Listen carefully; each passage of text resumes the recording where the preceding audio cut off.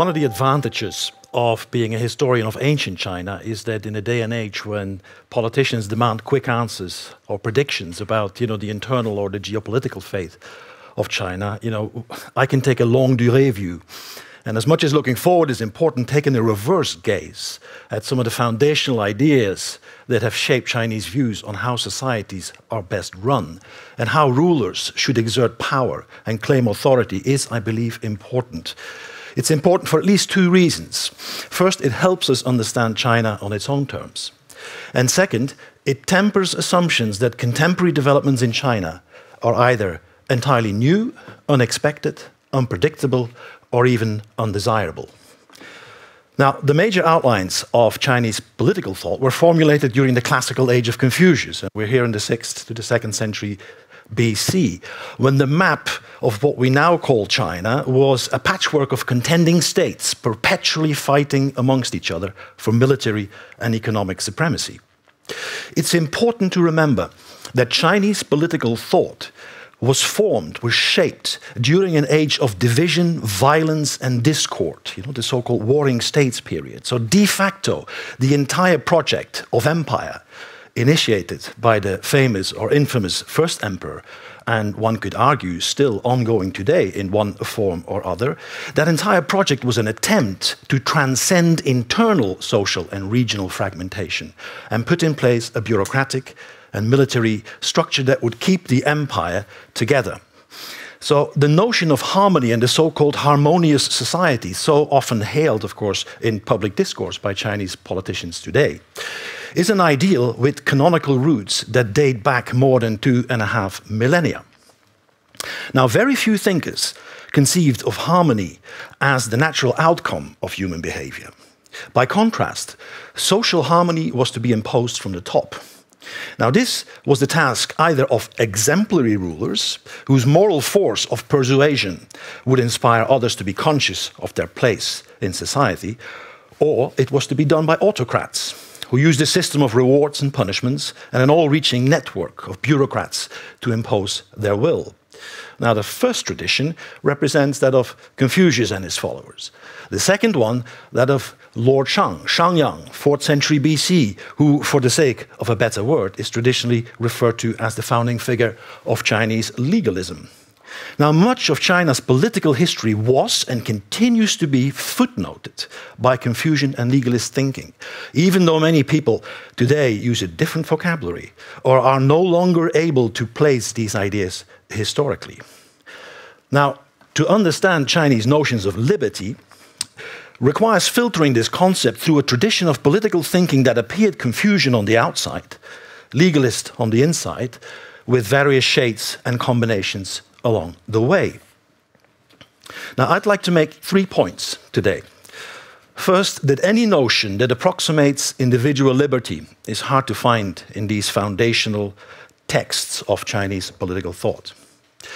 2, that the notion of a supreme leader, or a monarch, if you like, has never been questioned in Chinese political history. And third, that on balance of historical evidence, therefore, it seems unlikely to me that we will be witnessing any tectonic shifts in the political makeup of China within our lifetime and probably beyond. First, let's go to the individual and the issue of liberty. Now, Confucius understood the role of the individual in society as one that's characterized by bounded liberty at best. So the individual is not conceived of as an ego, but as an embodiment of various social roles. Right? You are a ruler or a subject. You are a father or a son. You are a teacher or a disciple, and so on. And so humans need to be acclimatized to ethical norms, he argues, through education and ritual. Now, the underlying premise here is that we live in the plural. That means not only do we dwell and act in groups with others, but that within this social setting, we also wear multiple hats.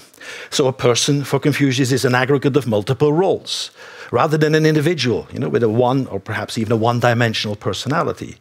And it is within the unit of the family, the household, or the extended clan that people ought to be sensitized, to the fundamental hierarchies, that make community functional.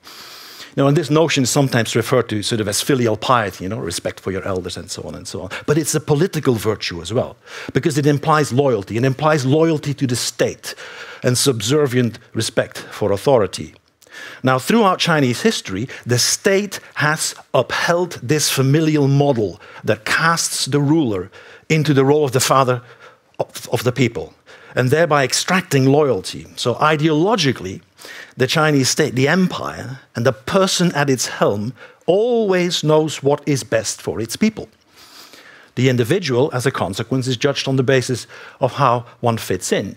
So in a way, you could say that China's social credit system today is essentially Confucian. Now, the ideal, of course, is social harmony. As you look at the slide here, which is a scene of the opening ceremony of the Olympics in 2008, sort of this is the Chinese character He for harmony, which was displayed in a wonderful choreography by Zhang Yimou there. Now, so harmony is the aim, sometimes at great cost, because to stand out in the collective, you need to know how to fit in. Now, there have been several visions of the harmonious society throughout Chinese history. They range from egalitarian utopias, as we saw in the 19th century, for example, during the Taiping Rebellion, or of course the communist revolutionaries in the 20th century, to visions of the world as strictly hierarchical, with everybody being very conscious of their place and duties in the service of others. Right? The great late 19th century reformer Kang You-wei speaks of this kind of utopian vision as a great community, a great union.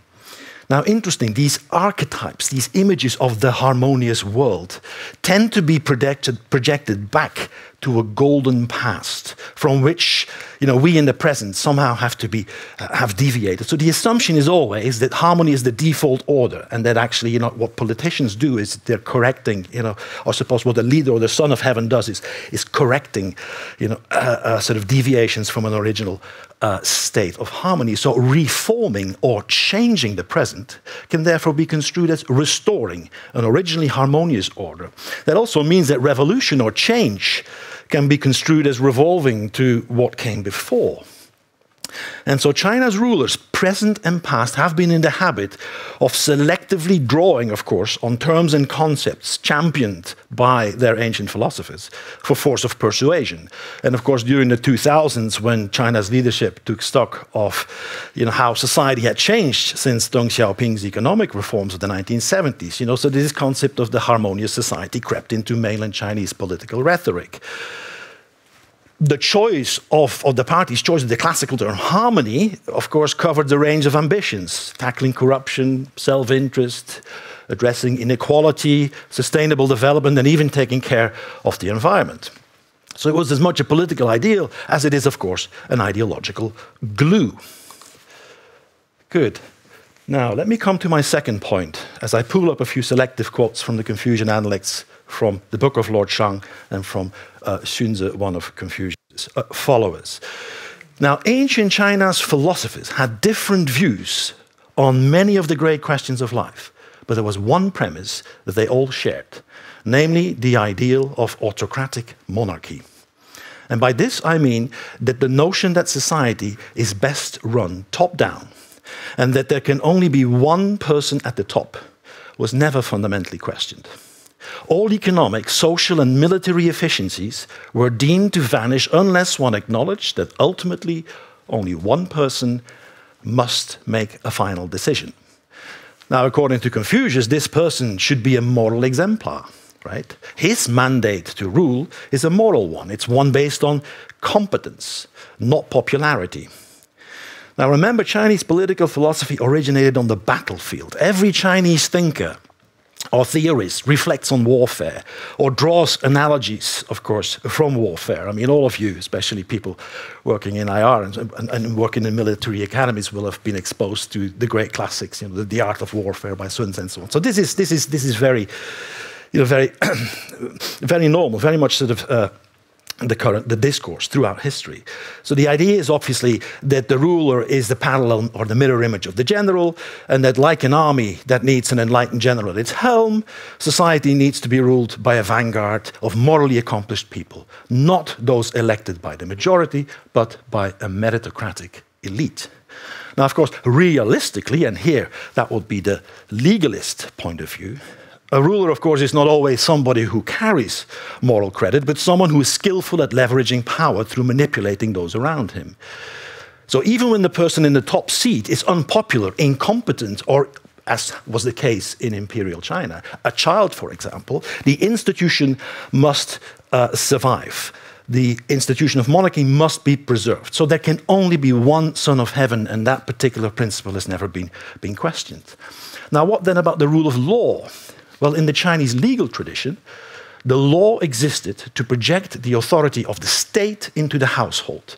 It was designed to control those who acted as executors of the state, i.e. the bureaucracy. Its priority was to assist the ruler in controlling his officials and through them the people, and maintaining oversight over officials who act as intermediaries between local and central government has been a constant priority of the Chinese state, from its first emperors to its leaders today. So in traditional China, the law was not so much concerned with theories of justice or the protection of rights, freedoms, and privileges of individuals or identifiable social groups. Instead, the law served the interests of those who rule, not those who are ruled. The law was there to address wrongs rather than rights.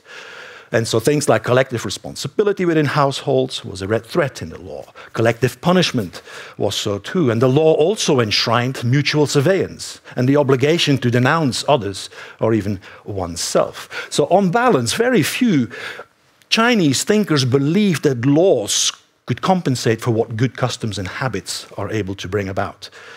So the idea is that behaving legally only touches the surface of what the good society should be. Now, finally, let me come to my third point.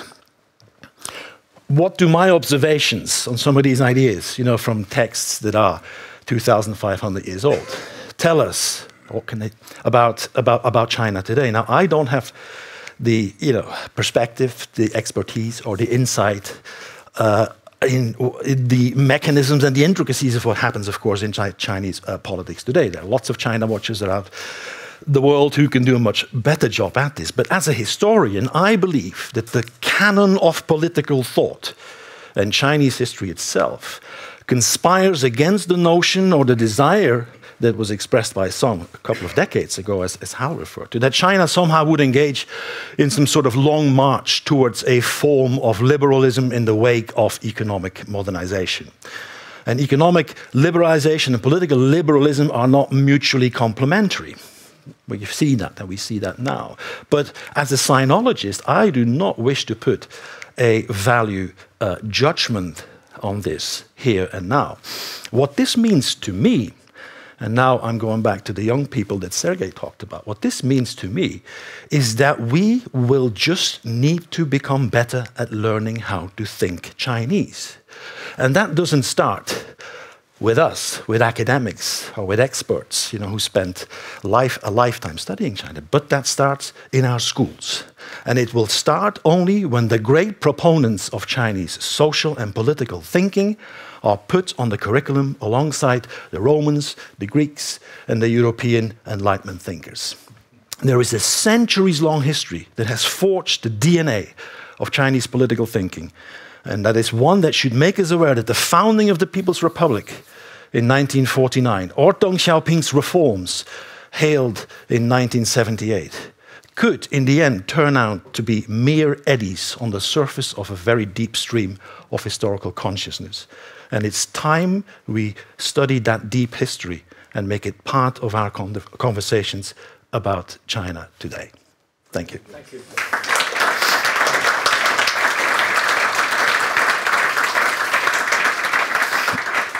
Well, does the West behave as it has understood this canon of political Chinese thought, the basic principles that you have exposed us to?